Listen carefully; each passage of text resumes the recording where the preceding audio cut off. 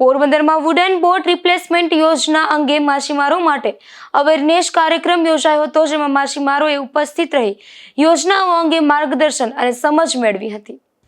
પોરબંદરની મદદનીશ મત્સ્ય ઉદ્યોગ નિયામકની કચેરી દ્વારા FTD માર્કેટ હોલ સુભાષનગર ખાતે પોરબંદર જિલ્લાના માછીમારો માટે વુડન બોટ રિપ્લેસમેન્ટ યોજના અંગે અવેરનેસ કાર્યક્રમનું આયોજન કરવામાં આવ્યું હતું.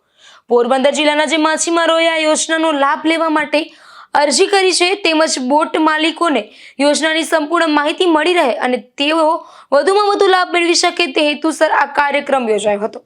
આ કાર્યક્રમનું આયોજન પોરબંદર માછીમાર બોટ એસોસિએશન તથા માછીમાર વિકાસ સેવા ટ્રસ્ટ પોરબંદર સાથે સંકલન દ્વારા કરવામાં આવ્યો હતો. આ કાર્યક્રમ દરમિયાન ઇન્ચાર્જ મદદનીશ મત્સ્ય ઉદ્યોગ નિયામક KM સિકોતરિયાએ માછીમારોને વુડન બોટ રિપ્લેસમેન્ટ યોજનાની વિગતવાર માહિતી આપી હતી. તેમણે જણાવ્યું હતું કે સરકારની આ યોજના હેઠળ પ્રોજેક્ટની યુનિટ કોસ્ટ ₹45 લાખ નક્કી કરવામાં આવી છે, જેમાંના 50% એટલે કે ₹22.50 લાખ સુધીની મહત્તમ સહાય અથવા ખરેખર થયેલા ખર્ચ પર 50% બંનેમાંથી જે ઓછું હોય તે મુજબ સહાય આપવામાં આવે છે.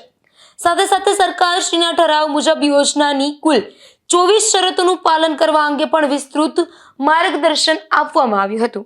નિપુલ પોપટ સાથે અશોક થાનકી, ગુજરાત ન્યૂઝ, પોરબંદર.